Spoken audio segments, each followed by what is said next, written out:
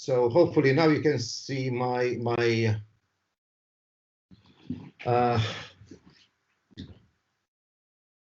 desktop. I've got some images that I've taken abroad. I'm trying to keep away from using images of people just for the sake of GDPR. So one of the things that I wanted to definitely to address, let me see, I've got some notes here. A lot of people have issues or with understanding what image resolution is. So what is image resolution? 300 dpi doesn't mean anything. All right, it just means how you are going to translate the image that you have in front of you. So basically, if we're looking at an image, and we're going to try and open it up, the most important element here is that if I do that, it's a 22 megapixel image. All right, so if I open that,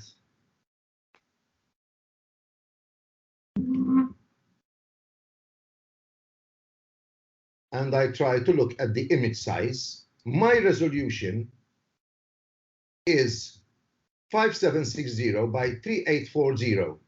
If you multiply that with each other, and this is where the mathematics come in, I'm not going to be very technical, but some things, it's very important to understand where they come from. So photography mostly is about mathematics. 5760 by 3840. And that says it's 22 million. So this is where we get the 22 million pixels, because we multiply one side by the other, and that gives us the resolution of the image. Whether it's 300 dpi or 72 dpi, that doesn't make any difference. So if we actually go over here, I've just linked them, all right, together, and that goes to 72 dpi.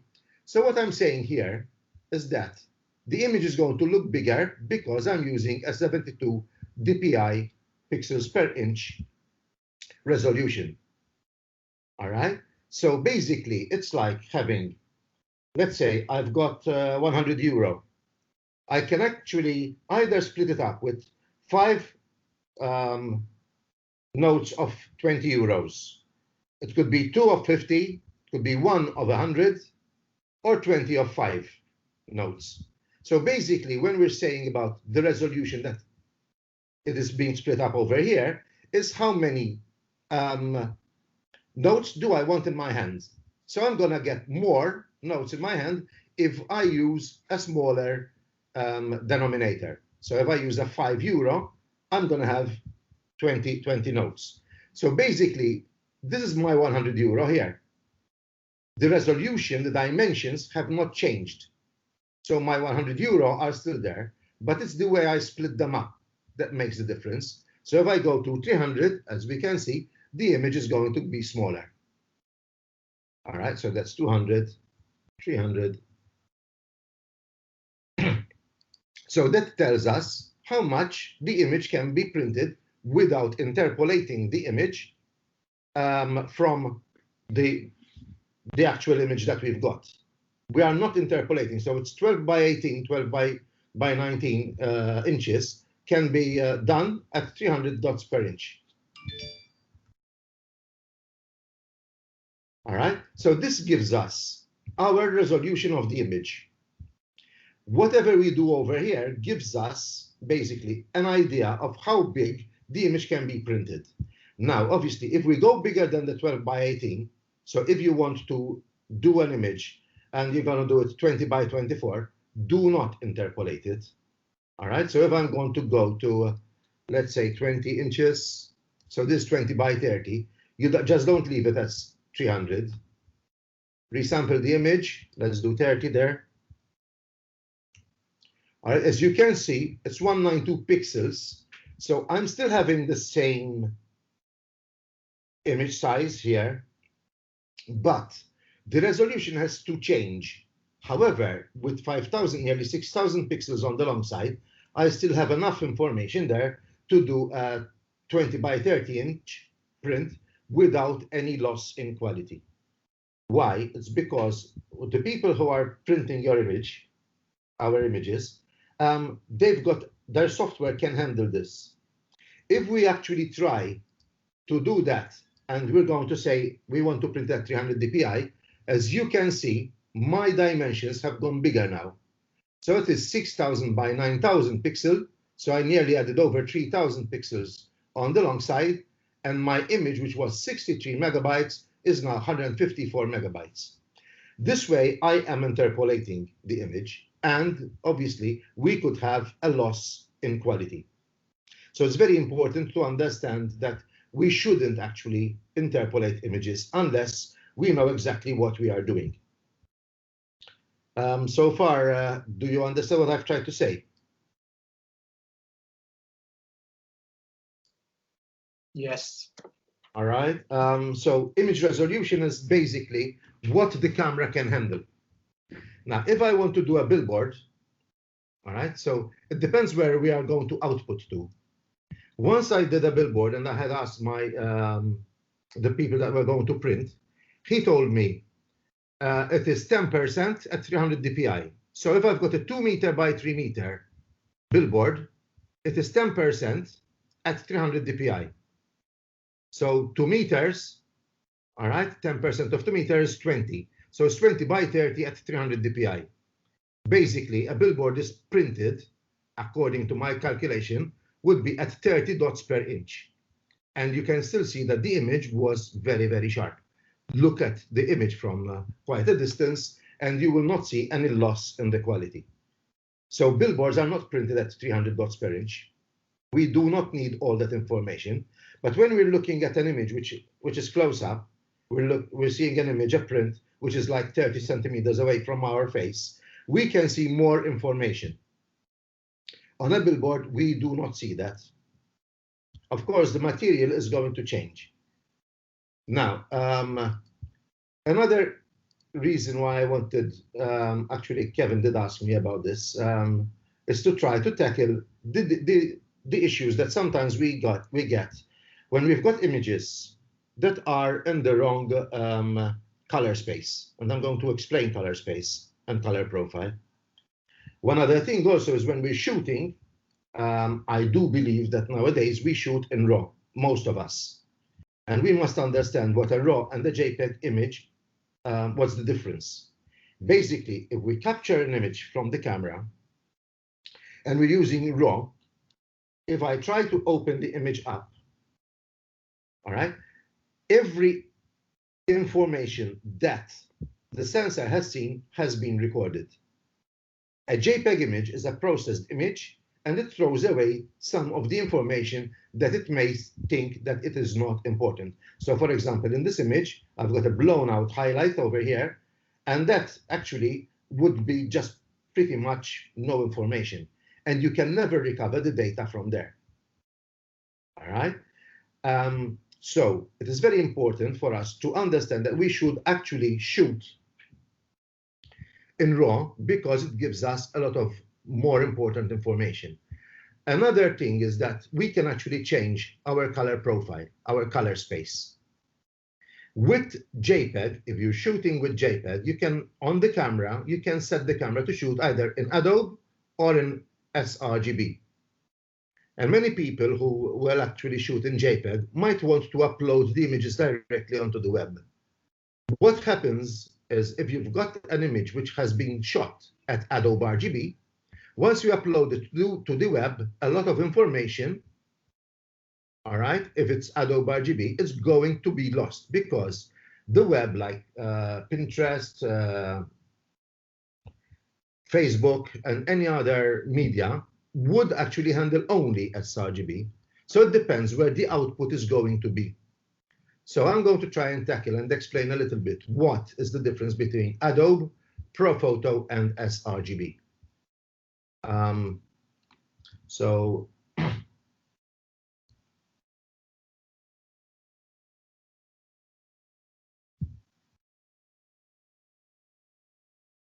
again, I'm not going to be very, very technical, but please understand that what I'm trying to explain here should be like pretty much very simple for you to understand, for everybody to understand. So we have the visible color spectrum, this is the Srgb color spectrum, and we've got the Adobe Rgb color spectrum. What has happened that in the past, it was Microsoft, and I believe, I forgot the other company, they had come out with the Srgb profile. This is basically the amount of elements that can be handled within the computer. So basically, if we see when you're working on an image, you need to have your color space. So how much colors do we have here? All right. So I'm not going to go into numbers here, but as you can see, the Adobe Rgb spectrum is much bigger. So it can handle mostly the weaker colors also, which are the green, cyan. Those are the weakest of the colors. All right. And you've got, obviously, we're working from the green, cyan. So when they did the Adobe Rgb spectrum in 1998, they actually added more information. Some of this information we might not be able to even see it visibly on our computer or on the monitor. So why should we work with Adobe Rgb? All right, it's because the information is there, even though we cannot see it, we can see the effect of it. I'm going to go on to this one now. So I've put over here the Profoto. Some people would also use the Profoto Rgb spectrum. And I want to go into Lightroom too, because something needs to be done also to Lightroom. As you can see, the Profoto is even bigger than the visible spectrum. All right. So why do we talk about visible spectrum and something which is bigger that we actually cannot see? We cannot see infrared and ultraviolet. All right. But it is one of the color spectrum, part of the color spectrum. So anything that falls out of the color spectrum is still there. There's still information there. All right. And Profoto is supposed to be able to handle that. We are not going to go into a lot of detail. Also, one thing that needs to be understood also, that is the CMYK profile is very different from the Rgb, the Srgb. So also, if you want to convert from your red, green, and blue color space, it's preferable to work with Adobe and then convert it to CMYK at a later date. Now, the spectrum, as I said, if you're working, and I know that my output is going to be print, all right, I would work in Adobe Rgb and then convert it to CMYK before I send it for the printers. If it's going to be like a magazine, all right? Advertising agencies would prefer to see a CMYK image. You do that is because once you start working on the image,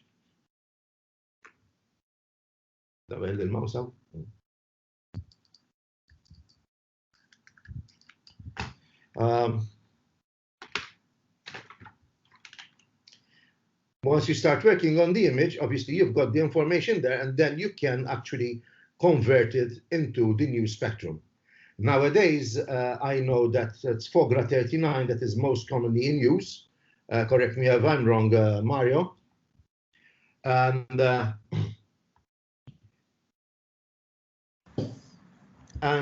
there's another new. Sorry. Bħalissa ħed 39 l-aktar jintuża bħala fogra, però ovvjament qed nersqu lejn tnejn oħra li huma implementati ġodda li għandhom iktar correction fihom, il-54 u l-51 skont il-kart ovvjament. 51 and 54. I know that there were new ones. Also, one thing that I can see also is that when we used to convert from our Rgb profile to a CMYK, we used to lose a lot of color. Nowadays, with the Fogra 39 at least, it's very little.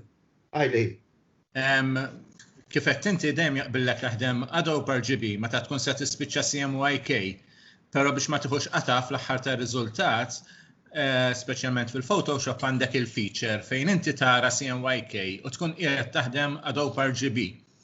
Allura awtomatikament mhux malli taqilbu mbattejt il-laħwa weċ qassa taġi. All right, fil-fatt ma kontx se nidħol fuq dik, imma it might be a little bit more complicated for some people to understand that. And not a lot of us would actually work for an output which is print, magazine print. That's why I was going to leave it out. However, it is something that we could look into. But what I wanted to explain is that if our output, if the end result is not going to be exhibited or displayed or printed through a profile that actually can handle our color spectrum, please do bring it down. So sometimes it's better to work with Adobe Rgb and convert it to Srgb at a later stage. Again, I say it's very important. If I'm shooting in JPEG, my camera is still set to shoot at Srgb, just in case I want to upload the images. Srgb, guys, I can tell you that if you shoot at Srgb and Adobe Rgb, you are going to see very minimum difference, even if you go to print. If you go to print at a lab, iLab, Matthew, Photo Images, I'm going to stake my head on this. You are not going to see that much of a difference. So in most of my cases, I usually work with Srgb. So I've done an assignment recently, and I wanted to give the images as high res to my client. I know that they want to upload them to the or send them to other people. So I work with Srgb. All right, and I gave them the RAW and JPEG because this is the way I work. Not everybody can accept, understand, or are willing to do to give the RAW files away. But I also did the printing. So the client chose like about 24 images, which I printed, and I worked all through the way through Srgb. So it's very easy. I don't have to convert it at a later stage. To be honest, I gave the images, the prints yesterday to the client, and nobody's the wiser. If I'm doing a very big enlargement, like an image that I'm working on, and I want to, it's a fine art print, yes, I do go to the bigger color spaces. Now I'm going to talk about something else that I would also wish to discuss. Again, when you're using Lightroom, it's very important. When you export, Lightroom works with Profoto. So if you export and you open an image from Lightroom and you say, open up in Adobe Photoshop, it will open it up as Profoto, unless you actually change the format from here. All right, change it from Adobe Rgb to Srgb. All right, I work usually 8 bits per channel, unless I'm going to go into that, unless I want to work to have more detail, and I'm going to show you differences why it's more important the bit depth rather than the color spectrum many times, because you can recover a lot more information. So that is one of the things that you need to do over there, the catalog. And yeah, this is another thing also when I work with Lightroom, because sometimes when I've got a lot of images that I want to process through Lightroom, it's like a wedding or something like that, I usually do the general corrections over here, because I don't have to open up Photoshop all the time. Lightroom works quite independently from Photoshop. So it's very important. So go to catalog settings and switch this one on. Include that one, JPEG information, and automatically write changes to XMP file. What happens here? These usually are switched off once you install Lightroom initially. So if I do any corrections here, and I go later on onto Bridge, because I prefer using Bridge when I'm processing my images, any corrections that I would have done over here will remain, because the information that I've done remains written into the XMP file. All right, these are simple things that I wanted to mention. And this one has got some. All right, that changes that I've done over here will be written into an XMP file if I've got those switches on. So initially, once I started working with Lightroom, I didn't know this. So I said, what's happening? Why is not Lightroom doesn't write into an XMP file? then obviously I realized what was wrong. So those are the very simple things that I can actually mention about Lightroom. As I said, Lightroom, I work to do bulk editing, just the basics, the foundation and editing, just see that the exposure is right and maybe the color temperature is okay, and that can help me to process my work faster when I go to Bridge. Usually I work with Bridge, especially if I've got very small amount of images, so I don't actually have to import them. Lightroom, what Lightroom does is, instead of like Bridge, I can just go onto any folder and I'm going to see the images immediately. All right, Lightroom, you need to import them. So that is the advantage of Bridge over Lightroom. However, as I said, if I want to adjust and do any adjustments to this image or that one, this is the one I wanted to use. And let me do that. I wanted to find some very bad images to explain. Yeah, that could be done too. So if I want to edit any of these images, I have to open them up into Photoshop. All right, and this is where some of the changes needs to be done. Let me see if I've left anything out from what I wanted to say. All right, so I explained RAW and JPEG. As I said, JPEG is something that is very usable, but however, I will not change my camera settings to Adobe Rgb, because if I shot an image, which is a JPEG, and the camera is set as Adobe Rgb, then I have to convert it into an Srgb before I upload it also to the web. All right, so color space and color profile I've touched on. Now, the other element that I want you to understand is the bit depth. And in my opinion, bit depth is much more important than the color profile, in the sense when we are developing our images. So if we go from 8-bit to 16-bit, it is 16-bit per channel. So as you can understand, it's every channel, red, green, and blue, they have more information. We have more gradual gradation in the image. And we can see that once we open up an image, which is 8-bit, I'm going to say open. All right, and I'm going to open another image or the same image.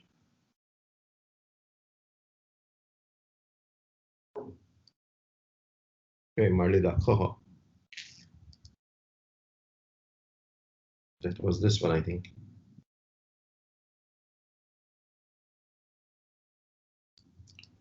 And I'm going to change that to 16-bit. All right, I'm not changing anything else.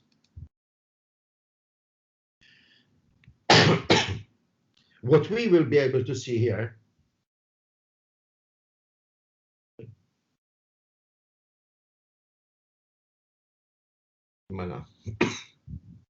cancel. Sorry, I've opened it up more than once. So what we can see over here is that a 16-bit image is 126 megabyte. So if we save this image, it's going to be 126 megabyte. While 8-bit image, as you can see, RGB stroke 8, is 63. 63 times 2 is 126. All right, so as we can see that once we go into the channels here, I have more information. I have more gradual information that I can work with. All right, I've got more shades on the color red. So this is 16-bit, 16-bit, and 16-bit. While if we go over here, every channel, these are the channels that make up our image, guys. All right, so basically a 16-bit image has got more information. And this is something that we can see if we start to process an image. I'm going to reduce the image size, all right, to 2000 pixels. And that one, 2000. All right, so both images now are 2000 pixels on the long side. All right. So what happens here is that if I start to work on an image and I want to get more information over there, if there is, all right, I'm going to do a multiply adjustment layer, and I'm going to add that. So I've done 4 copies of multiply. Here I'm going to do the same thing.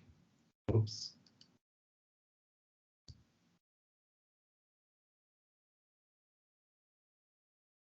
Shift F to invert. What we see here, look what's happening here. This is the 8-bit. Can you see what we have over here? That's the 8-bit image. This one is the 16-bit image. We can see a smoother graduation there of the image, while this one, the 8-bit, we can see fragmentation. So this is why it's important if you're working on an image, especially if you want to manipulate it and maybe get more detail in the highlights that you might have lost. As you can see, I'm going to do this again, all right? So you can see that these are 4 and that is 4. I've done the same thing to the same image. All right? So what's happening here is that this one, because it's 16-bit, I have more shades of the same color over there. And obviously, I get a smoother, gradual. I did overwork the image on purpose, all right? A smoother gradation within the color when I'm trying to recover highlight detail. As I said, obviously, I did overdo it, but if you want a smoother image, always work with a 16-bit. I would work with Adobe Rgb, then I would convert later once I finalize the image, so you can leave it as it is and finalize it and save it as a PSD file in all the layers. At the end, you're going to flatten the image because now you're going to export it. Now forget that the image is 2000 pixels, all right? So you flattened it. And if I want to, okay. Over here, guys, I can see that oops, that's it. I can go to the document profile. That's Adobe Rgb. So if I'm happy with this image, which I'm not, okay? But I just want to show you what happens here. If I want to change it from Adobe Rgb, the only thing you have to do is convert to profile. And once this convert to profile comes up, all right, you can change it to any destination that you want. So my destination is going to be Srgb. And if you switch on preview, you can see any changes that happens. All right. Now, why should I change it to a Srgb before I go to print? As I said, like iLove and Matthew photo images, they can handle Adobe Rgb in their printing. But there are other labs on the island that cannot handle Adobe Rgb in their machinery because they've got older machinery. So if you go with an image which is Adobe Rgb and you have it printed at another particular lab which cannot handle Adobe Rgb, what's going to happen is that the green part, what we have seen, let's go to the other one. This part that is on this image is actually cut off. Literally, it's not converted unless you convert it yourself, right? You are going to lose all that information. So once you try to convert it, all that information, whether it's relative or you can actually try and convert this into this space. So it will shift inside. We don't usually use relative. Let me see. I'm getting stuck. Engine. Relative color metric or else perceptual. Usually we use relative colorimetric. Perceptual is something different. We use relative is because all the colors will be shifted from out there into there, irrespective of whether they are out of gamut or not. Out of gamut, guys, means that if a color is out of gamut, it cannot actually be printed. All right, so once we are converting the image and we do relative colorimetric, everything is relatively pushed into this triangle, and it's going to adapt a sense of the same color that we had before, what we started with. You have to play around once you're changing, as I said, switch on the preview on and off, and you can see whether you've got any information that can actually is being lost. Sometimes it's just a change in the color, and you can actually go back and work on that. This is one of the reasons why I usually prefer to work with Srgb rather than Adobe Rgb, is because if I know that my final output is going to be Srgb, why, and I don't really need to go into all the data that is actually not being seen. All right? Are you with me so far, guys? You can open the mics up. I've seen this kind of problem with Adobe Rgb. I had students, for example, who went to print, and I did mention this before, and they came out with very, it looks dirty. The image was a greenish, and it lagged in contrast. It looked like it's a muddy image.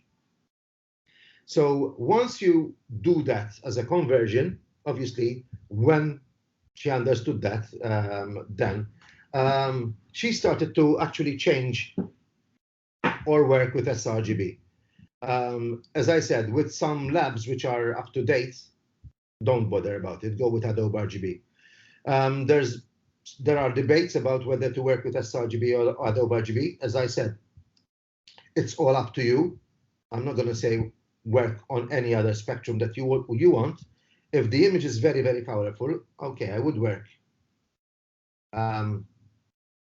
with a particular color spectrum. So let's understand what color spectrum is and color profile.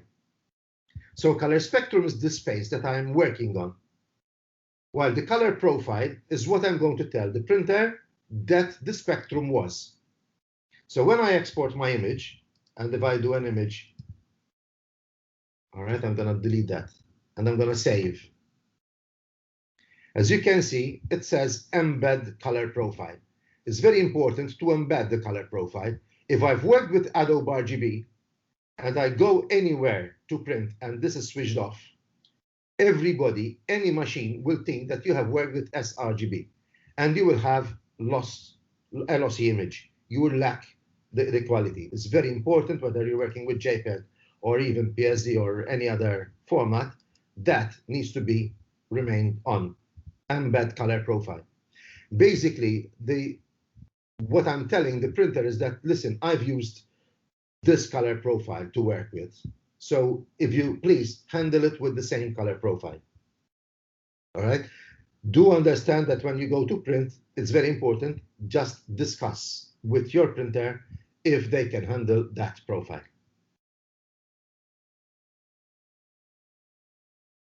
Now, let me see another thing, Mala. So I talked about resolution and interpolation now. Resolution is obviously, as I said over here with this one, if I go now and I'm going to see it's 2000 pixels. So if I'm working with an image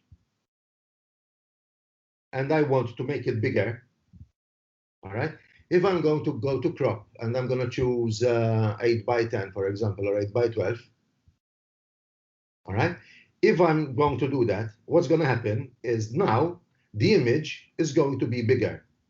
My 12-inch at 300 is going to be 3600.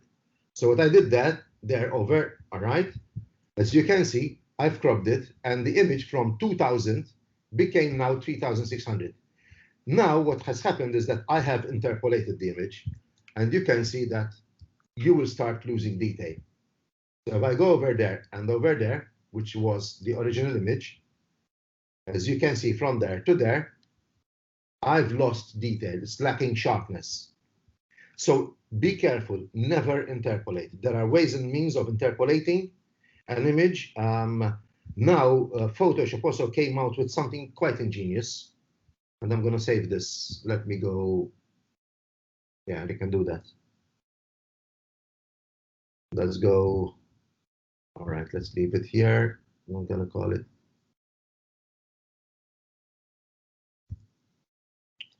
JPEG. Okay, save.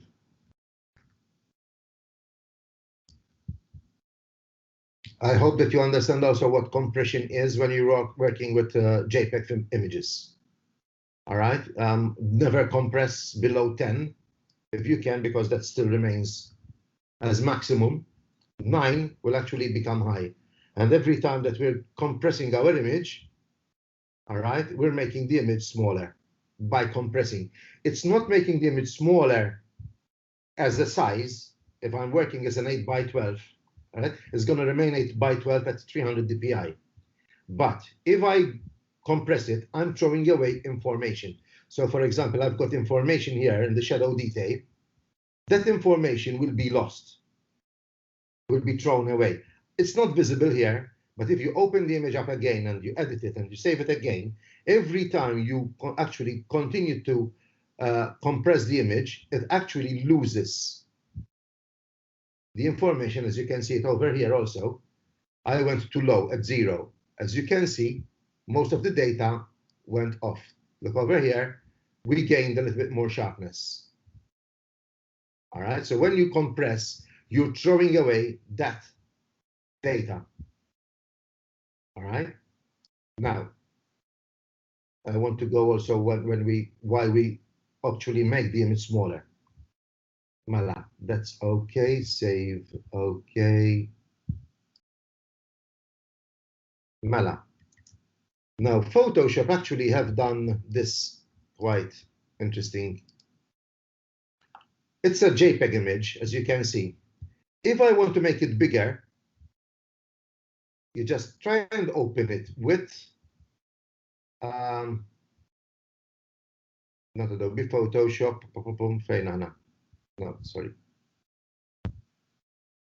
with Bridge, Bridge.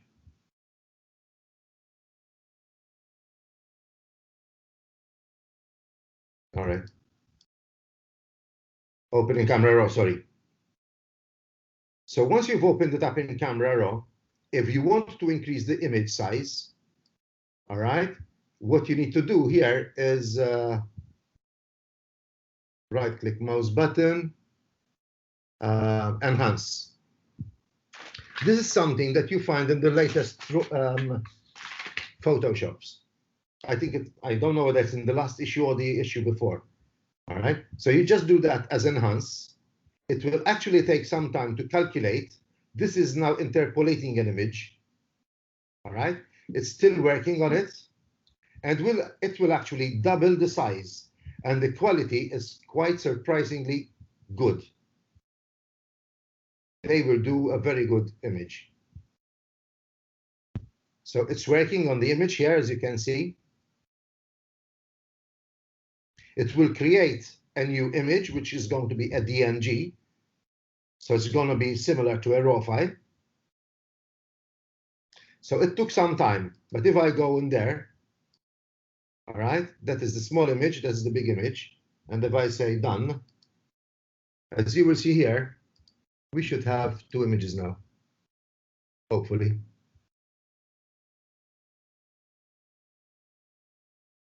What did I do?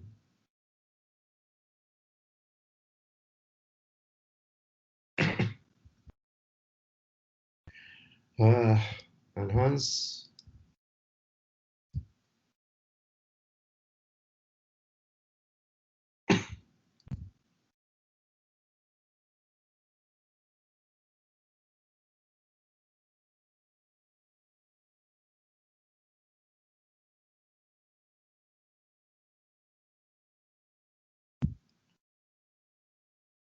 All right, so that one now is done. Let me see. I tried it before and it worked. As you can see, this image now is 34 0.6 megapixels, while the other one was 8 megapixel. So as you can see, it has been blown out quite a lot. Let me do open. All right. I did it, but actually I didn't give it enough time to work. As you can see now, you have the enhanced image next to the image that I had before. And obviously this one is much bigger now. So it has actually doubled the size of the image. 36 times 2, 24 times 2, 48. So this is a trick that Photoshop had come up with recently, and it would be very interesting if you want to enlarge your images very, very much. It's one way of actually looking at it. Now, why do we need to compress an image before we export it? So if I've worked on an image, all right, I worked on that image. Okay, let's say open, and I'm going to read, all right, open. I've worked on this image, which is, let's go to inches. As we can see, it's 12 by 19, 13 by 19, and I want to print it as an 8 by 10. Why should I crop it? Why should I actually crop the image? The important thing is that once you're exporting the image, if you're going to give the printer enough information, all right, your file size is going to be smaller. So instead of I send 5 images to my printer, I can send 15 images to the same printer. All right, it's going to take less time. Also, why should I actually give my printer more information than he actually needs? It's not going to be used. So if I do make an image and I want to compress it, I want to crop it to an 8 by 10, do it here. All right. So I actually know exactly what I want. I can crop it any way I want. And the image is going to be processed and printed, sorry, in the way that I want it. So as you can see, the image has become smaller. It's now 41 megabyte, while initially it was 126 megabyte. All right. So why am I actually doing this? The file size, if I save it as a TIFF, is 126. If I save it as a cropped image, all right, this is 16 bits per channel, all right, it becomes 41. So I actually threw away a lot of information that is not actually needed. All right, it's like having a buffet. If I'm plating my plate, I just take the food that I want. I don't take the whole tray from the buffet onto my plate, onto my table. So this is it. You just take the amount of information that you need. Another thing is that if I'm going to upload this onto internet, let's say Facebook, the reason for reducing the image size is for me to be able to have a faster upload. So if you're using it Instagram, Pinterest, or whatever, Facebook, the image will actually be uploaded quite faster. Another thing to know also when we're working with Photoshop especially, it is recommended, some people have different ideas, but I usually save as a PNG file. Why? As once I crop the image for, and let's go over here.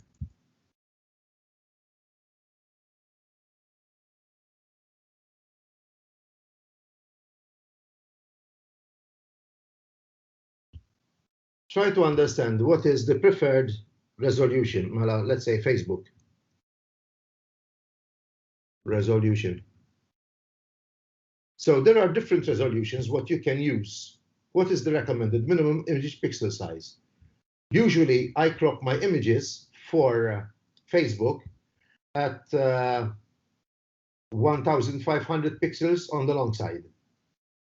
I know that the vertical over here, mostly in many of the printers, or even on the screens, as you can see, this one, my printer, the P2790, which is 27 inch display, is actually 1080 pixels on the upright. and 1920 on the horizontal.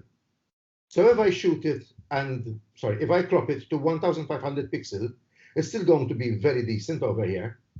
And you're also safeguarding your images. They're going to be seen very, very well, especially if people are going to see the images onto the mobile. Why? Because the mobile does not have that amount of information. All right. So basically, it's understand where the image is going to be seen. So if you go into an image which is on Facebook, usually some of the images are even smaller. All right. Just look at these images here. All right. If you've got stories, as it says over here, 1080 by 1920, which is mostly the biggest screens that you can find, unless they're professional people. But what you upload to social media is not to be used by professional people in their final output. It's just giving the viewer a taste of your work. So this is how I would actually tackle it. As I said, as you can see, sometimes, download the image size. All right, downgrade the image, because this is unnecessary information. It's not going to be seen, and your image is not going to be very good. Now, once you save also for Photoshop, so if I've done the image and I'm going to save it, all right, I don't save it as a JPEG. I don't save as a JPEG. I usually save as a PNG. Why? If you save as a JPEG, once, like for example, Facebook uploads the image, they will compress it further. So JPEG can be compressed again. So you are losing file information. It's not the image size, it's the information that is being lost. And sometimes I see that some people say, listen, my image, once I uploaded it on Photoshop, was very different from what I was seeing initially. This is one of the reasons. One of the reasons is the Adobe Rgb to Srgb. And also, if you say it's to as a JPEG, all right, that is compressible. So saving as a PNG, which is a bigger file than a JPEG, all right, go to the smallest file size, all right, and just save it like that. This is non-compressible. Now it has been compressed, and it's not going to be compressed further. So once I've done the image and I know it's saved, it's going to remain with the same information. So I'm sorry, Photoshop or Facebook, you cannot compress my image further. It's this way, the way I work. So as I said, downgrading an image, cropping it. If I'm shooting for Instagram, all right, just go Instagram resolution or sizes, whatever. All right, it's 1080, it's because it's 1:1. Profile photo is 360 by 360. These are not done without any, there's science behind it. So I would recommend, if you're doing these things, if you add to these information that you have here, you're going to have a better output if you're uploading images to Instagram. If you do them bigger, they might be compressed, and you might start to lose image quality. Are you with me, guys? Any questions? Let me see, because I've lost the thread. Nobody. One thing. Idly. Why don't you use Profoto Rgb instead of Adobe? Profoto, as I said, it falls beyond the spectrum of our visible spectrum. All right, it's bigger. It is, it's debatable, as I said again. If you open an image with Profoto or Srgb, the image size is not going to change. It's the same. I've tried it out again this morning just to make sure that I'm saying the right thing. So basically, having Profoto gives you more color, but basically some of the color that you're working on is not, you cannot see it. All right? Gotcha. Charles? All right. Yes? And when you say PNG in a small format, it's like saving JPEG in level 2. So you're losing quality anyway, like that. Yes, you're losing quality, but you're controlling the quality that you're losing. Yes, but you're telling Facebook, listen, I'm loading crap photo immediately. You don't need to crap it further. That is crap already, no? No, it's not crap. Anzi, attention tonight. At night, if I have this image, ħan rispondik man Emmanuel. Maybe If you were in the beginning, I said that 72 dpi doesn't mean anything. Mela, let's go to Photoshop. So if this one is saved as a PNG, all right, let me go there. PSD, let's go PNG. All right, and I'm going to save it as a JPEG. Now it's PNG and it's compressed. What I'm compressing it is because I want the image to work faster on Photoshop or Facebook. As I said, I don't want excellence in my image. I just want to give you a taster of what I'm doing. However, if I've got any loss in the image, I'm seeing it now. And Photoshop cannot say reduce my file size further. If I'm going to do this, I think I left it with a big file size. All right. So, eventually,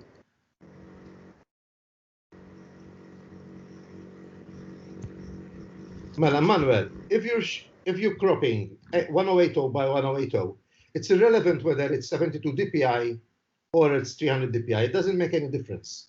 Screen resolution is usually 372 dpi. It's print resolution that needs to be 300 dpi. So 1080 is the pixels that you have. It's how you're going to convert them. It's not going to make any difference here because it's going to be seen on a screen. All right. Initially, I tried to explain the difference. My resolution is my camera resolution. So if I start with a 22 megapixel camera, that is my image size.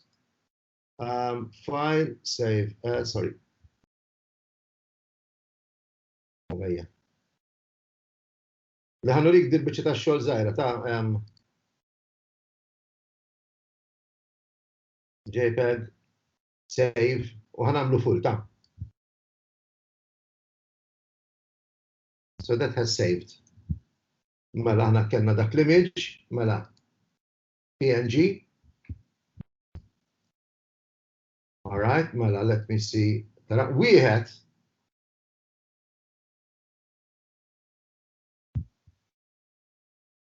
All right, these are the images. One, that's all right, let me see, just to make sure that I'm doing the right thing. One is 34 megabytes. Uh-oh.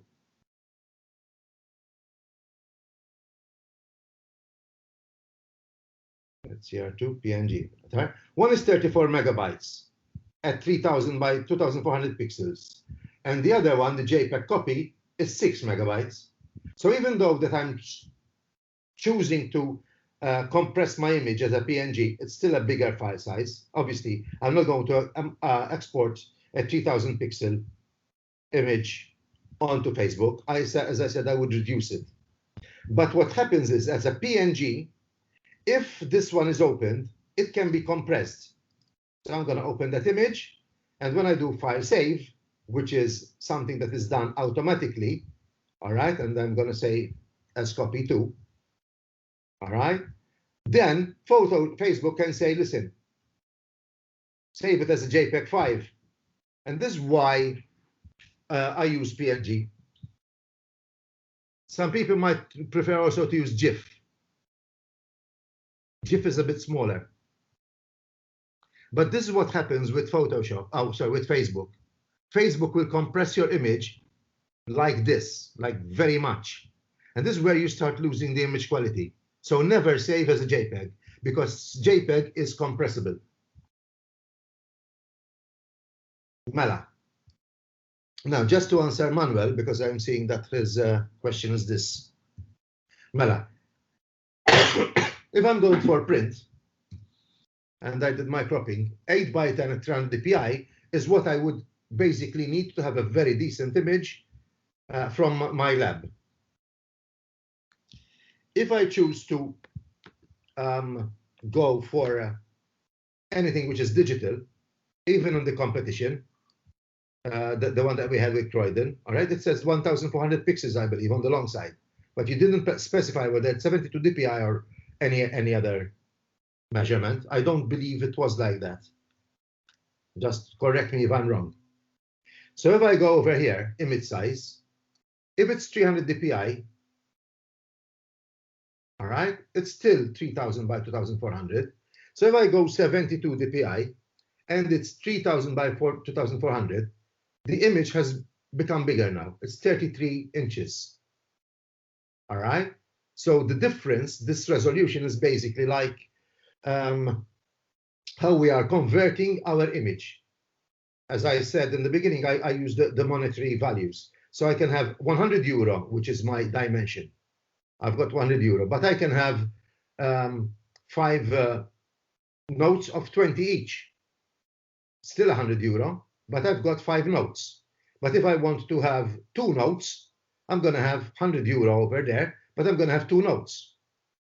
So if I want 5 euros notes, then it's going to give me still 100 euro, but I'm going to have 20 notes of 5ers. So basically, what the resolution doesn't make any difference. It's the 1080 by 1080 that makes the difference. It's how much pixels you have on the longer side. And as I was explaining here, it is basically based on this. Sorry, display. What is the display? My resolution is 1080 on the long side. So what they did is because the image is, sorry, I hit the wrong button. Is because the image is square, they said 1080 is the height side and the width side is 1080. So whether it's 72 dpi or whether it is 300 dpi, it's not going to make a difference. It's the 1080 that is important. So that is about the resolution. Charles, it's me again. Sorry, that's to bother you. It's always confused me hearing you, right? Hello, you are bil-Wi-Fi. Ismani, meta jkun, let's say DPI, dot per inch. Assume għandek one dot per inch. Because with what you're saying, if you have 1 dot per inch, it doesn't make any difference, no? But let's think of 1 dot per inch. What information you can have on a 1 dot per inch? Issa, this is what I'm going to do it now. All right, let's crop it. Because this always. Basically.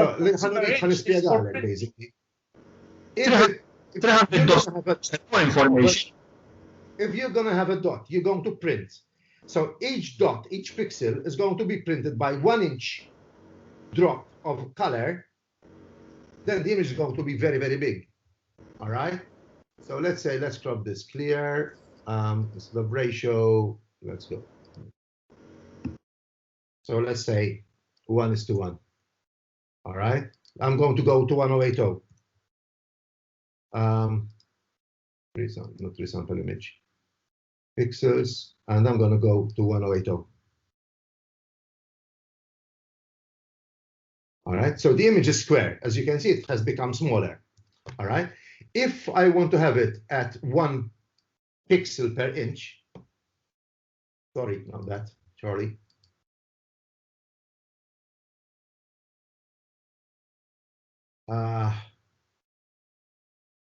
If I'm doing this, instead of having an image which is 3.5 by 3.5 inches, if I go to 1 pixel per inch, all right.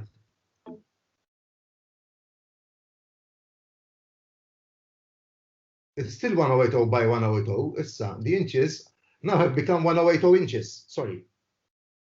So if I go to 10 dots per inch, it's going to be 108 inches. So understand that a drop of ink, this is why we call it dots per inch, is because it's calculated on the actual dots that are being transferred onto the material. As I said, a billboard is printed at 30 dots per inch. So in 1 inch, you have 30 drops of ink.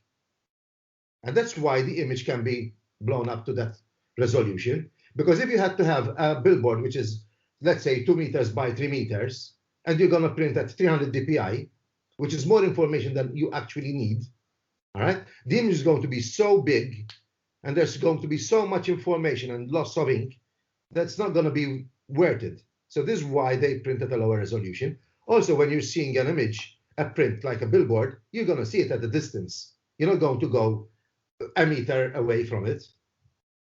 All right. If you go a meter away from the image, yes, then you start to see the pixelation.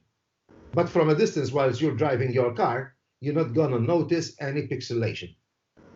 Okay, thank you. I thought that the physical size remains the same. It's 72 dpi, and the image is 20 inches. That's why always confused me. Now it's more clearer. Thank you. Now, if you say, for example, 100 pixels per inch, all right, it's 10 inches. Can you print 100 pixels per inch, 10 by 10? Yes. It might be a little bit pixelated, but it's still 1080. So this is the most important element. All right. It's not how much you've got a resolution. It's not how the denominator is not that important as much as the actual dimension. So this is my resolution. The image size is 3.34 megabytes. So right? We use 300 dpi because I take it the nozzle of the printer is adjusted to be 300 dpi. Am I correct to say that or no? It is. Let's say you are correct. Basically, it's because I'm looking at the image from a very close distance that I need all that information. So in 1 inch, you have 300 dots of ink. That's going to be smoother than if I had 30 dots per inch. So if actually, for example, this one, I'm going to go here and I'm going to do it 30. All right. So this is going to be 35 inches by 35 inches. If I had to actually print it at 30 dots per inch on photographic paper, and it's going to be like 1 meter by 1 meter, you're going to see it pixelated. Okay. Because in 1 inch, you're seeing 30 dots of ink. And then you start to see the softness. You're not going to see the sharpness, the quality. So when we go to print, we need it at 300 dpi. It's because the image is so small. Even sharpening, the smaller the image, the more sharpening that you have to do. The bigger the image, you don't do so much sharpening. You do less. Why is it, sorry, I was asking you a lot of questions. Why is it that when you take a photo with a camera of 24 megapixel, which is the norm nowadays, and you edit it and you go to print it, it's not that sharp? I mean, and I tell you, more than 10 megapixel, it's more than enough. 24 megapixels, sometimes not even sharp. I mean, sharp, not as lens sharp, it's printing sharp. I'm asking why. Mela. Irrid nara ritratt, to be honest, because I cannot understand so much. However, it may be the output, as I said. So if your printer, I don't know where you're printing, all right, cannot handle Adobe Rgb, and I know that last time, for example, we had, when we did the Malta Day images, you sent in your images as Profoto. All right, so most probably you are working with Lightroom, you opened the image up from Lightroom into Photoshop, and it wasn't converted back into Adobe Rgb or Srgb. So to make sure the image that you've got printed at Malta Day and go and see it, that is Srgb. I converted it to Srgb in the same manner that I've showed you today, and I sent it for eyelet for printing. And if you go there and you can say that you're detecting something wrong with that image, bet my life on it. No, you had enough information there, so we didn't have any issues. But the Profoto, I wasn't sure that iLab might have handled that. What's Profoto? So I have no idea what Profoto is, to be honest with you. Exactly. Well, the image, you remember the image that you had for Mother Day, the one of the Gozo Capino Church? Oh. Yes, that you gave it to us as a Profoto format. It was TIFF, something in that one? TIFF, yeah, but TIFF is the file format. Okay. This is where we are, a lot of people are actually misunderstanding. Now, saving to JPEG, TIFF, PSD, or any other format doesn't make any difference. All right? It's basically the bank that you're banking your money with. All right? I'm going to continue to use the monetary values here. Okay. So you could go to Bank of Valletta, HSBC, Lombard, APS. It's where you're banking your money, whether it's JPEG, all right, where you feel comfortable saving. So usually, if I send images to print, like recently I sent some images to Matthew, all right, for printing, I send them as JPEG. The client wanted only 4x6s. All right, why should I give them a TIFF? So the TIFF is basically a lossless. It doesn't, even when you compress a TIFF file, it does not compress. So if I save as a TIFF, right, I'm just changing just where am I going to save it as. This is very important, the color profile. And if you say save and you want to do LZW compression, all right, that is what is called a lossless compression. I don't know how they do it, but they are compressing the data, the information you have in the image, without losing any data information like JPEG does. So JPEG actually starts to lose.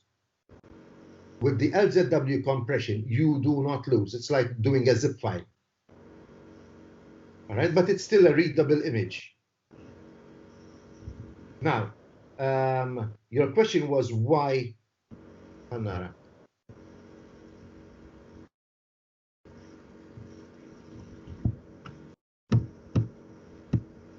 Manuel, nitkellmu għadi, sa nitkellmuha. Mistoqsija tiegħek oriġinali kienet ovvjament il-color profile I tried to explain. All right? So just to understand, the color profile is very, very important. It's the amount of colors that you have within the image. Now, if you are working with a Profoto, and as I said, the printer cannot handle a Profoto if you are going to print on a paper that actually doesn't have a profile for Profoto, then yes, that's when you're going to start losing the quality. That could be an issue also. That is where you lose. But it could also be that you're printing too large. No, but that's not what he's saying, printing too large. All right, I've got a print, the one that I've got behind me, that's printed 1 meter by 2 meters in front of me on my desk. All right, that I had actually, when I processed that, and while I was processing it, I opened it up in Adobe Rgb. I worked with 16 bits because I wanted to get as much information and soft gradation between the highlights as much as I could. To be honest, now with the knowledge that I know, I would like to find it again and re-edit the same image. And I'm pretty sure with the Photoshop that we have today, and with the knowledge that I've gained over also the recent years, all right, like over 5 years, I'm pretty sure that I can come out with a better image. All right, so understanding that 1 meter by 2 meters cannot be printed at 300 dpi. So when I did this image, I gave it to the printer, which was at Ramon at Intervisions. All right, it's printed on die bond print, but I said, listen, this is the image which is not interpolated. Is that good enough? He said, yes, we'll take care of the rest. They have a software which is called a RIP software, RIP. It's a RIP file. So actually it will increase my image size. It will convert it for the print through their own software, through their machinery. All right, so I gave it to him at 16-bit TIFF file because I didn't want to lose any information. So when I lose quality, it's because something is wrong in the process. Let me see, I've got some more notes here, if I've covered everything. Didn't he ask if he has 24 megapixels, why it sometimes gets not sharp when he prints it? So this is it, basically. Let's take an image, which is a 24 megapixel. Let's find a good one. 24 megapixels, and you're going to print it 2 meters wide or whatever. It's not going to be sharp. 30 by 14. Oh, 30. It's a standard. This is a 22 megapixel image. All right. That's a 22 megapixel image. All right, and I'm going to open it up. I'm going to remove the 16-bit. I don't want big files for nothing. Open. obviously, you understand one thing also. Why should I work with a high resolution image when I'm not going to use that information? Is because, as you're seeing here, that is the image that is standing in the RAM. So I'm using 63 megapixel. So at the moment, I've got this one, which is the same image size, 22 megapixel, all right? And it's 197 megapixels. So if I actually copy that layer, look how easy, after 4 layers, let's do another one, 5, I came to 1 terabyte. So I've got 1 terabyte of information on my desktop at the moment, and this could slow down my computer. So that's the reason why we don't work with big files all the time. Now, if I'm going to close this one down. So if this image, I want to print it as 20 by 30. All right, let's go to crop. Let's see if I've got 20 by 30. As you can see, 20 by 24, I don't have it with the pixel. All right, there. So I just do this. It's 20 by 24. All right, or let's say 20 by 30. So that we make sure that nothing is going to change. All right, I'm not cropping anything from the image. So that's 20 by 30. Now, 20 by 30, now it becomes 192 pixels, but I did not interpolate my image. So am I losing quality? No, not really, because my printer should be able to identify, to upgrade my image that way. If I'm going to crop this image and I'm going to try and make that to become 300 pixels, look what's going to happen. From 63 megabytes, I am interpolating so much information, all right? I'm more than doubling my resolution, my file size. And it is actually not, not adding to the image. So just leave it as it is, because once you're interpolating, you can understand what's happening with interpolation. Interpolation happens like this. So you've got, let's say, come on, new. So I've got a marquee. Let's make it a square. Normal, fixed ratio, fixed size. 5 by height, 5. So, oops, that's too much. 0.5 centimeter by 0.5. All right, so that is a pixel. And I'm going to fill it in with black.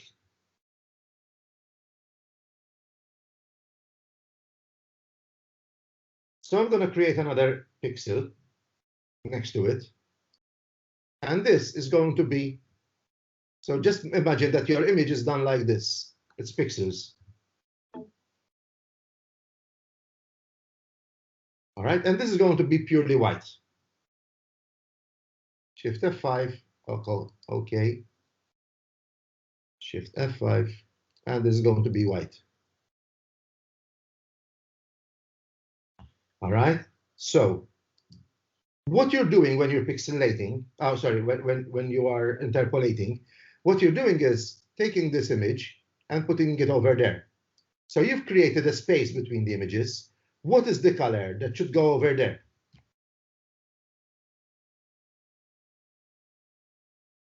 So this is where, if we are interpolating images, we are actually losing the quality. So just imagine that this is red and this is green. What is the color that is going to go over there? And what is the shade that is going to go over there?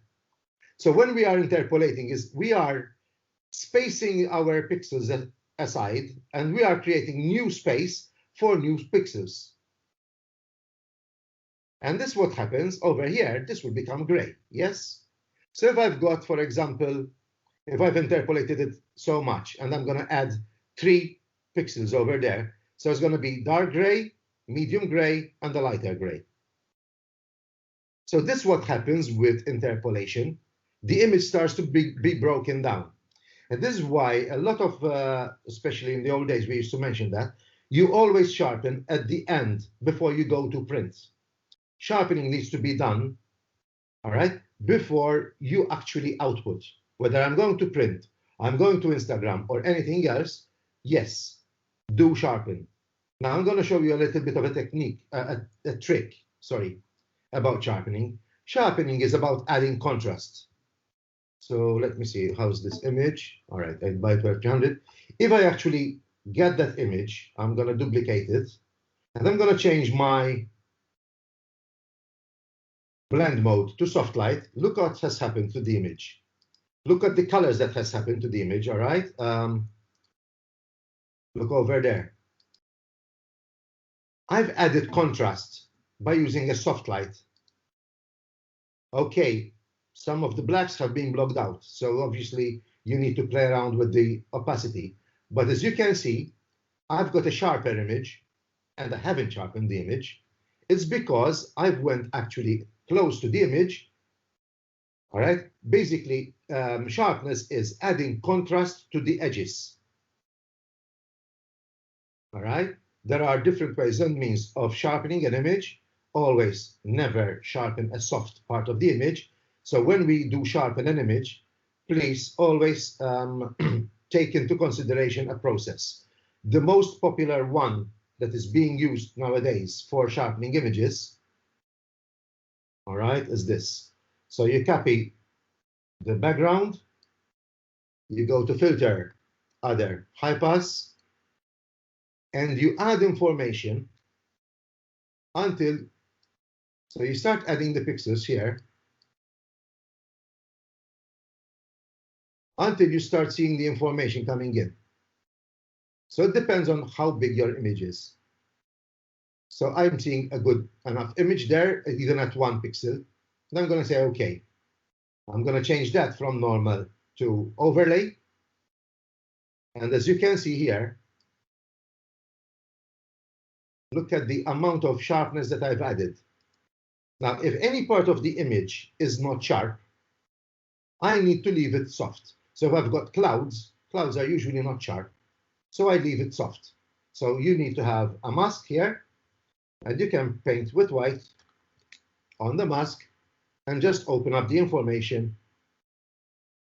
where you want the sharpness to be. So here and there, I want it to be sharp. Over here, as you can see, in the very, very far away, that is not sharp. I don't want to sharpen it. But what happens if you sharpen it, you start to get artifacts. All right, so let me do that. Just 100%. All right, as you can see, you start getting artifacts. So only the part of the image that I want to sharpen is this part. That is already soft. Don't sharpen it. All right, because that's when you get caught with over sharpening. And you can trick the eye. If I want to sharpen an image, I will not sharpen all over. Just go onto the areas that you want to sharpen only. All right, it can be not very accurate. And you can, you know, blend or feather your brush as much as you can. But this is how you should actually do it. If I don't do that, so if I play around with sharpness, with contrast, I can do that also by doing an adjustment layer, going to the blend mode, I'm going to overlay. It's the same thing like duplicating the background. However, I'm going to show you this. If look over here, the image. The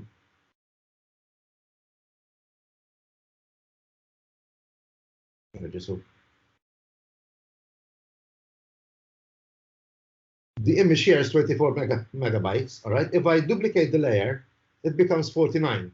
So it's 25 times 2, nearly 50. So instead of doing that, I can actually go to an adjustment layer, change the blend mode to soft light, but still it was 24 and still 24.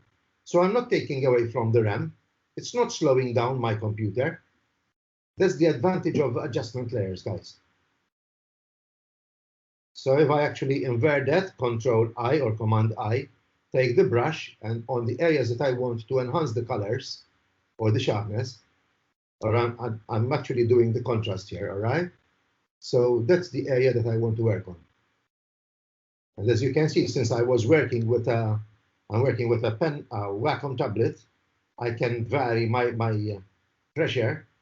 Otherwise, go to the brush and reduce the opacity, so that when you build it up, you build it slowly. So it's very important if you're doing it at a, let's say, 18%, and I'm painting over here. What's the basic? That's right. Okay. 18. And I'm painting onto the mask. To see the mask, guys, all you have to do is press Alt, and it comes on top. So if I'm painting at 18%, that's the maximum I can paint at 18%. If I paint again and I paint again, it starts to become whiter and whiter. So I'm applying more layers of 18% white. All right? So that's when you've got a brush instead of having the mouse. Sorry, if you have a mouse instead of having the Wacom tablet. Any questions, guys?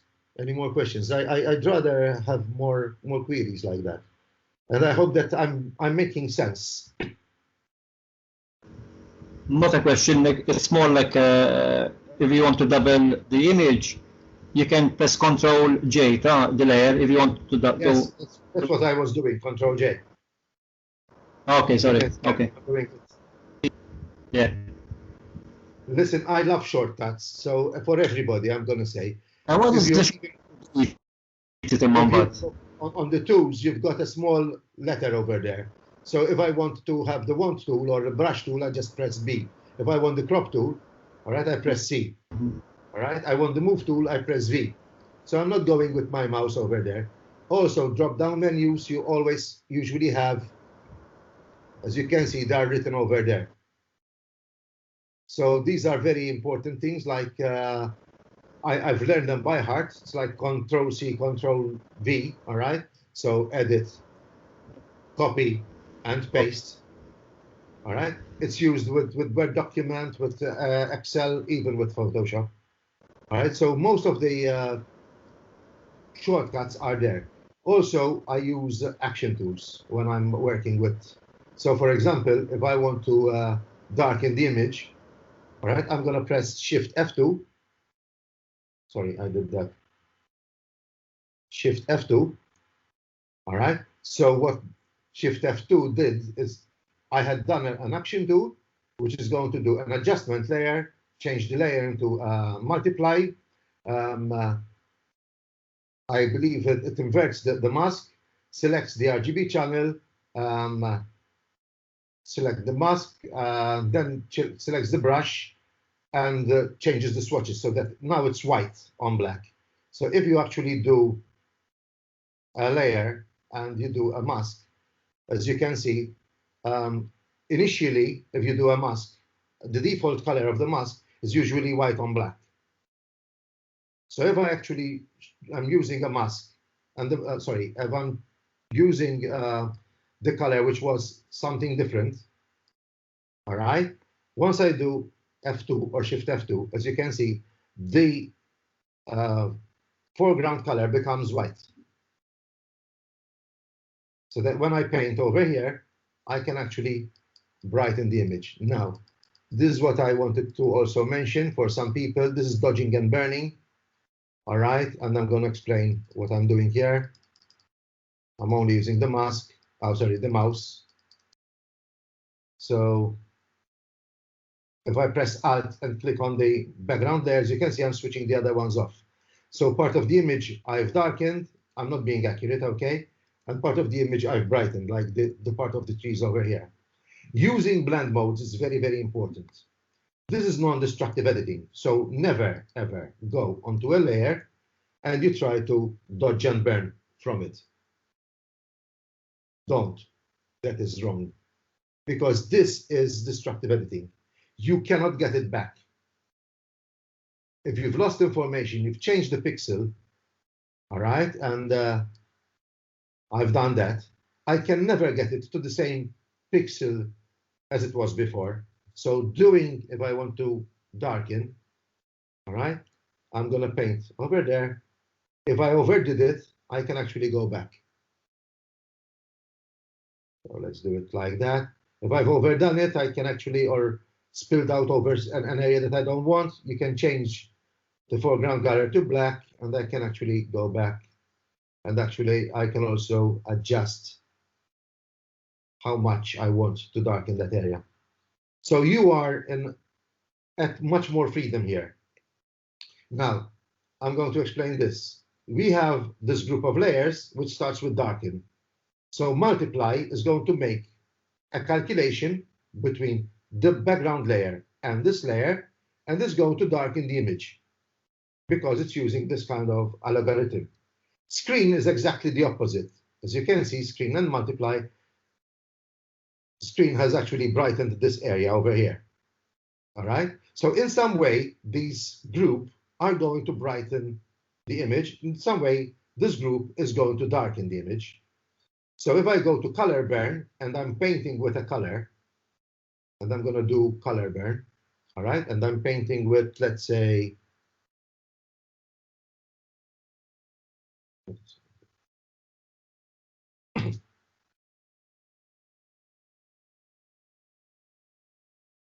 no, let's do that.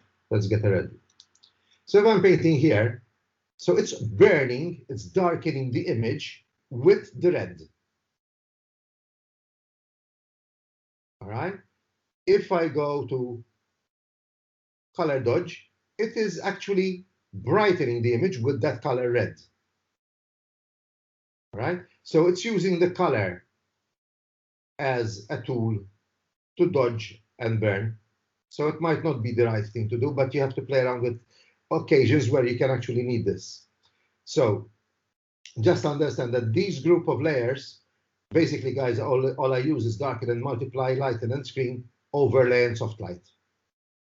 All right, and I'm going to explain that. So this is if I want to darken an image, multiply, and that part of the image over there is being darkened. Sorry, X. All right, so that area is being multiplied. I'm darkening that area. All right, I'm painting with white and it's going darker. What are you saying, Charlie? Okay, because this image, this layer is in multiply. So what I'm doing here is like, this is like a curtain in front of a window. So the dark part is something that is being hidden. So the effect of this layer is to darken, yes?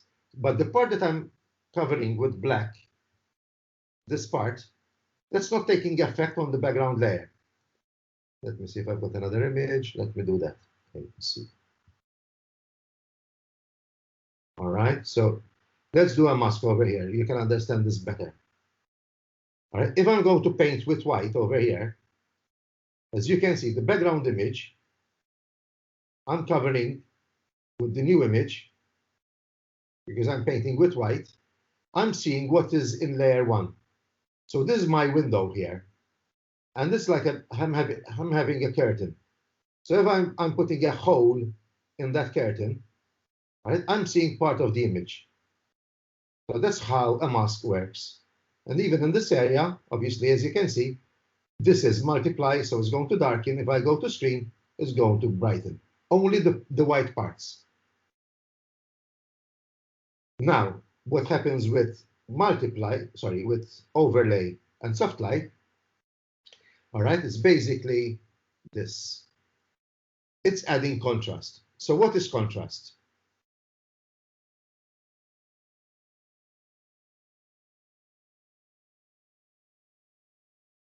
That's the one I want. All right, so what is contrast? I'm gonna do marquee. I want it bigger, Charlie. All right, that's a layer. Shift F5. 50% gray. All right, deselect. So if I go to overlay, as you can see, this one, the gray part, has actually disappeared. Why? This is 50% gray. So what overlay and soft light will do is basically add contrast. So what color is dark, it becomes darker. If this is brighter than 50% gray, it becomes brighter. All right. So if I actually, let me see. Let's do that. Levels or curves, and I'm going to go to overlay. As you can see now, nearly this one, the second black, the second dark gray became nearly gray, black, sorry, as much as the first one. And this one, they are becoming brighter. But what's happening here? Let's see that as normal now. That one, whether it's on and off,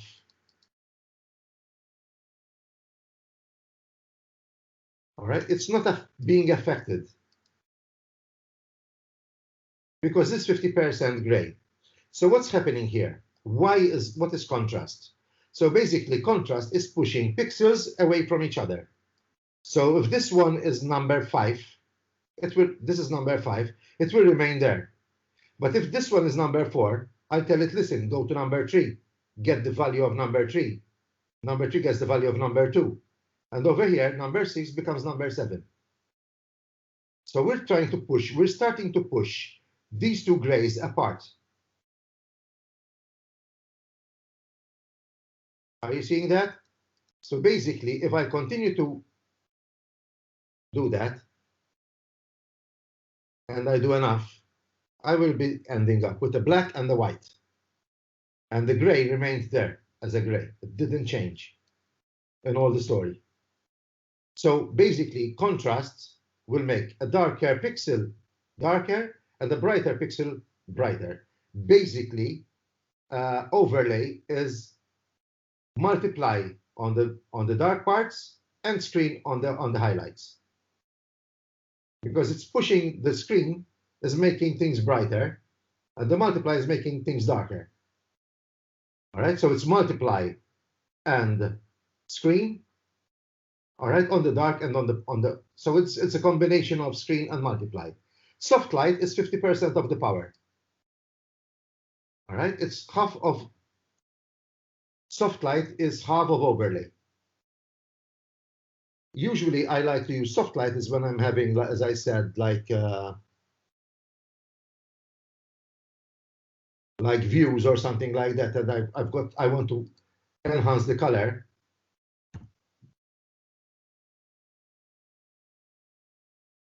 All right, so let's say that this is a good image. All right, once I've edited the image and I made it as I want to, I might want to add a bit more contrast. And this is going to make the colors more vibrant. Look at what happened here with the soft light. Look at the colors.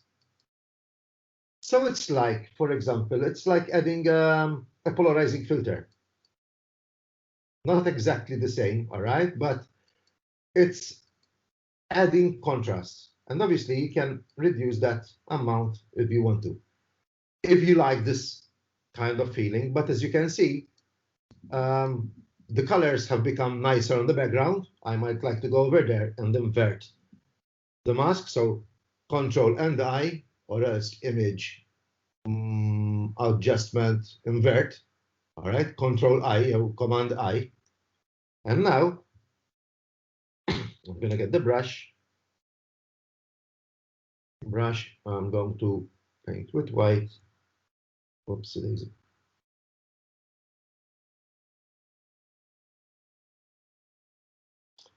So what I'm painting with, I wanted to increase only the color on that area. I'm being very liberal, guys. So as you can see, I've added a little bit of color over there. It's like, what do we call it when we open?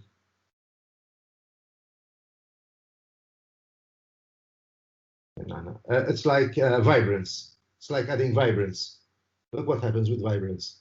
So I've got more control now if I do it on Photoshop. Vibrance is basically adding contrast onto the weaker colors as opposed to saturation. Any questions? Let me go to the chat. Mela. Mela, all right. Qed nara l-question tiegħek, Mario. Mela, l-honest let ħanara, because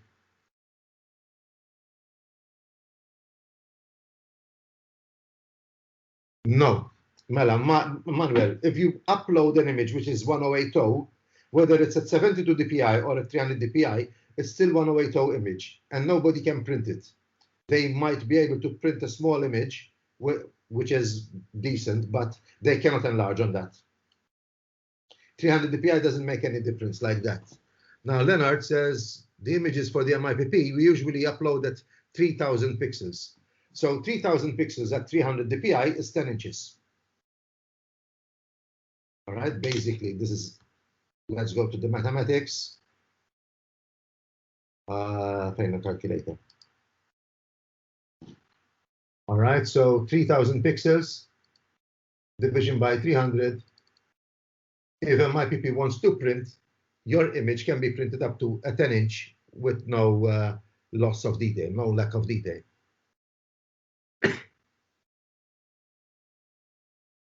Issa, the MPS usually use 1920 by 1080s for the same reason. Why? It's because the screen, that is when you upload them to the MPS, you upload them at that resolution because they're going to be screened. The MIPP thinks about printing. So if we want to use an image, and it's a very interesting image, we usually keep it at 300 dpi, 3000 pixels, is because if we need to go to print, for example, if we're going to use it in the newsletter and it needs to be printed, we have enough information there. Whether it's 72 dpi or not, it doesn't make any difference. The MIPP can print up to 10-inch. At 1920 by 1080, that is not for printing quality. Basically, if you have an 8-inch, 300 equals 300 times 6, all right, that's 1800 pixels. So at 1800, mush 1920, 1800, it gives you a 6-inch print, decent. So the calculations is there. So a 4x6 is 1200 by 1800 pixels. That is a 4x6 inch.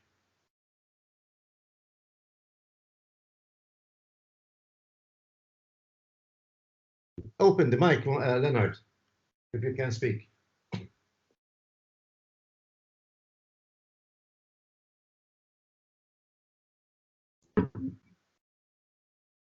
Hi, Charles, Manuel here. Hi, Manuel. Yes, reason I asked is because sometimes I offer, I do a shoot, for example, some models work, and I allow them to download the images for social media. So when I do, I resize the images at 72, so they can only use them on social media, meaning sharing on mobile phone and computer. And don't when allow you're them to downloading them to 72 dpi, but what is the longest part of the image? The longest part will be 1400. Whether it's 1400, that's good. 72 dpi or 300 dpi is not going to make any difference. Mm-hmm. Because I wouldn't like them to be able to print. If they want to print, they have to, purchase an image. What I would basically. do if you're uploading them to social media, make them even smaller, 1200 pixels.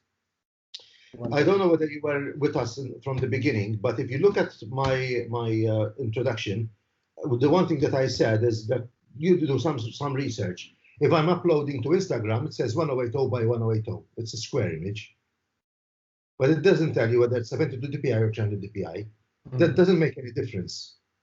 So this is a 50 megapixel image. All right? Because my 5DSR handles a 50 megapixel. But that gives me this size of an image, 19 by 20 by 30 by 29. That's 300. At 300 dpi. So if I change that instead of 300 dpi, and I'm going to make it 150, what's going to happen? The image is going to be twice the size. All right, now instead, all right, I've got 38 by 58. Yeah, yes, in dimensions. In dimensions. So basically, it's the same pixels that I have. It's still 50 megapixel. So whether I use it at 300 dpi or not doesn't make any difference. Usually this one also, as I said initially, I just leave it on Srgb. Why? Because for most of the things that I do, Srgb is good enough. I don't need to have more than Srgb, more than 8 bits per channel. Why? If I'm doing something very quickly, I'm not going to go into depth because I'm doing foresee an exhibition and I want to recover, highlight information from an area. Then obviously that is not important for me. So if I, like as I said, I had a couple last week. I did their Holy Communion photos of their son, and they wanted some images printed in 24 4x6 image size, 4x6 inches size. What I did is, work at Srgb, blah blah blah blah. I did the work in Photoshop, edited the images that they told me that they wanted, and in the end, I sent the images as 4x6, so I reduced them in size. So 4x6, if I want to crop this one as a 4x6, look what's going to happen. Sorry, 4x6 at 300 dpi. All right, enter. Now, the image has become, all right, 1800 by 1200. If that is going to be 72 dpi, all right, now it's 25 inches, but it's still 1800 pixels. So if anybody, you've given them an image which is this size, they can still print from it.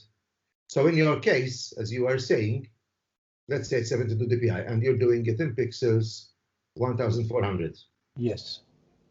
All right. Okay. So that has been reduced in size. All right. So if I go to inches, that is 12 by 19 at 300 dpi. They can still print a 3x4. Yes, yes, 3x4. I would say 3x4 is fair enough for them, but they won't be getting all that information because basically, if they want to print a 3x4, is more or less rubbish. If they want like an 8x10, that's the reason I go for a 72 dpi. So when they get to print, telling you honestly, some of my clients, and once I was doing a post-wedding shoot and I went to the couple's house, she had already printed the images that I had given her with the watermark on them. Oh, jeez. And but she had some frames, and she was a good client. She ordered a lot of prints later. But she had printed the images. I said, that's not good quality. She said, I just did them at work because I didn't want to leave the frames empty. And I love those images, and I'm going to have them printed properly with you. So she did them, but when I looked at them, they were done on photocopy paper on the normal printer at her work. All right. They were quite decent, and I had given her a small resolution. So if you want to safeguard yourself, go even smaller than 1400. 72 dpi, as I said, doesn't mean a thing. If you change that to 200, which for probably most people it would be all right. Yeah, that is a 4x9, 4x7, Tara? 5x7. At 200 is printable. Yeah. Yes. Yes. 180 is printable, basically. Yeah. 180 is 240 is the ideal, and this is where the 300 dots per inch comes in. Is you've got cyan, magenta, yellow, and black. All right. So if you take that, let me remember my mathematics. So it's 300 times 4. So yeah, that's 1200. Let me see. So basically, what happens with the 300 dots per inch? All right, this is the other resolution. In 1 inch, you have 30 drops of ink, but you can have a yellow and the cyan on the same drop, on the same spot. All right, so that actually is considered as one dot, one drop, because they are mixing them together. Yes, so but that becomes you have 30 different drops or mixtures of the drop in 1 inch. That makes the smoothness. basically at 150 pixels per inch. Again, I would go for this one, 150, 150. It's going to be printable at 6:9. And I'm asking you, take an image like that at 150 dpi, all right, at 1400 pixels, and go to print it to a 6:9 at the lab, and see if you find a lot of loss. You're not. You're not going to. You're not. No, not at the distance you're viewing it. No. 6:9 now. We went bigger. So it's very important to safeguard yourself. Drop that. That 1400. That 1400. Go. Listen, I've seen people also saying that 1020 or 1000 pixels on the long side should be good enough for viewing purposes. Yes, that's what I'm after, just viewing purposes, so not printable. Viewing purposes don't go more than 1000. As I said, like even Instagram, it says 1080. I've seen people, and I've done some research, some say 1020, 1080 on the long side.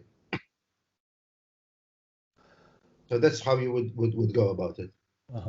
But this is very important to understand what is resolution. Why should I crop the image down? If it's going just to be seen, all right, and it's giving just an idea of my photography, it's going to be seen on the mobile, why do it more than 1000 pixels? And I will challenge you all. Do an image, upload it to Photoshop, out to Facebook at 1000 pixels.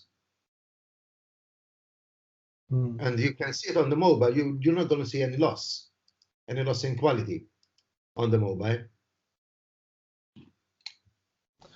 Yes. Thank you, Charles.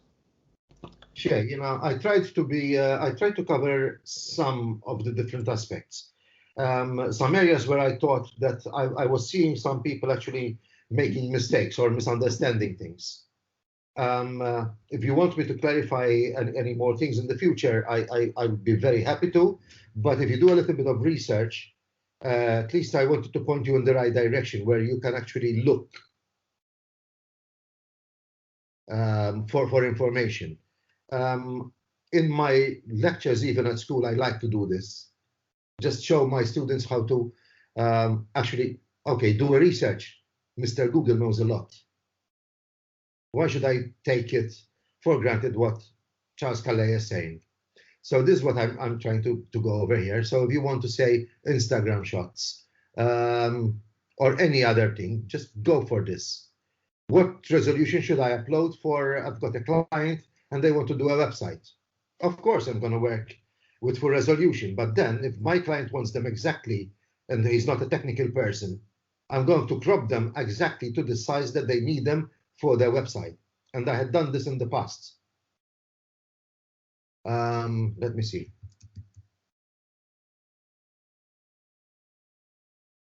This one, I had actually cropped down the images down for my client. Not that one, the Dream Hotel. That's it. These images were shot, and I've actually done them to exactly the size that they needed it for screen resolution. They're not bigger than they would actually need. Our rooms, let's see.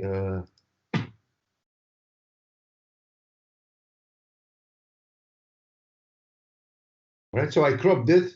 They had the window, so I did it accordingly to the window. All right, so my photography is there. And it doesn't take long, as you can see, even transition from one image to the other. When you say screen resolution, you're meaning 72 dpi? 70 dpi, that's it, 72 dpi in this case, right? By 900 pixels. 1000 pixels. Over 1000 here, 1000 pixels, yes. this is most probably like 800 pixels, 800 by 1000 or something like that. Yes, because if they want to print this, they grab this off the internet and print it, they end up maybe by a 2x3 inch image, if they're lucky. Yeah, but my client is not really that interested in, I got paid for this job and that's it. Yes, yes. Yeah, so they actually steal his image and print it. He's not really concerned about that. So that is one way. Yes, because this is how we Also, used to do websites in the past too. We work at screen resolution. I give them the proper Mela. I give them the proper Mela.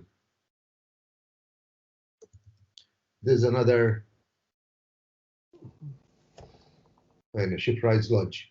There's again another client of mine.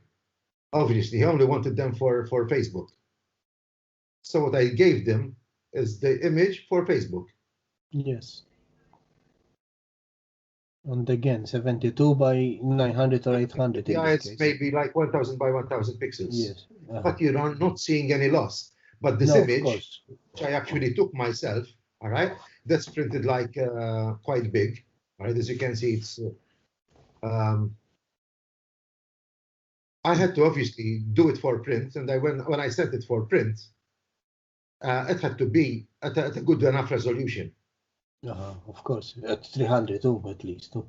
Not necessarily, because as I said, if you go bigger, you don't interpolate. All right. As I said, now that Photoshop has come out with this interesting. All right, you can actually enhance an image. You just open it up in like this one. Open up in Camera Raw, and then you can enhance it. So you go over there, right-click mouse button, enhance image. You say enhance, you go to super resolution, so it doubles the amount of pixels on your longest side. Right, and it takes like 5 minutes, as you can see, to do this one, and it's pretty good. I've tried it. Actually, I had recently a bereavement in the family, so I actually cropped an image from the person from something else, and I actually managed to do a 6:8 print with no loss in quality. But I had to actually interpolate it. I go from Bridge. I open up in Bridge and then opens in RAW, and then when I output at the bottom, you have settings as well to output as. And you can increase the resolution from that and increase that one. This is very good. This is very important. That is what I use. If I know that I'm starting with 22 megapixel and I want to go to 30 megapixel, all right, then I know that I'm interpolating. And as you can see here, you've got this one which says don't enlarge. If you actually do that and you do 30 megapixel here, eventually it will still not enlarge it. All right. If I do that, as you can see, it has changed it. So if you've got that switched on, it will not increase your image size. But as you can see, it's the megapixel that counts. It's not the 300 dpi. Yes. Right. Yes. If I go that to 72 dpi, still. Right. No, I wouldn't go for 72 there. And then I would adjust even the image depth from 8-bit to 16 per channel. Yes, I did try to explain that. Let me go to. I had another. Sorry, I joined that late, but you have gone about this. Just I'm going to mention them again. It's more examples for whoever is in the. Let me see. I had a good thing here. So I wanted to show something which was a bit blown out. Usually 16-bit helps when you are opening an image. And I'm going to open it as a small resolution now. 3 megapixel. All right, and I'm going to open it up as 16-bit. All right, then this one 8-bit. And I'm going to open the same image up as 16-bit. Open. And this is going to go into 16-bit. And this is where the 16-bit becomes more important. Now, I've got that on Facebook. Oh, sorry, on Photoshop. Voila.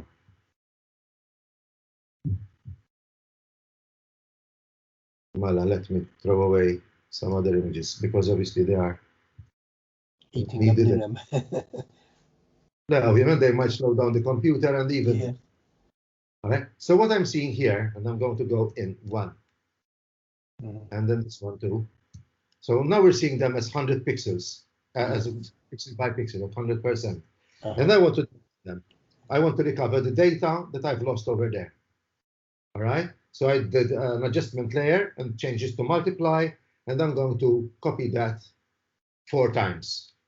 All right. This is a 16-bit. I'm going to do the same thing on the 8-bit. Shift F to invert, 1, 2, 3. What you can see here, can you see noise coming through over there? Well, on the other one, on the 16-bit, it's much smoother. Yes, it's more receding.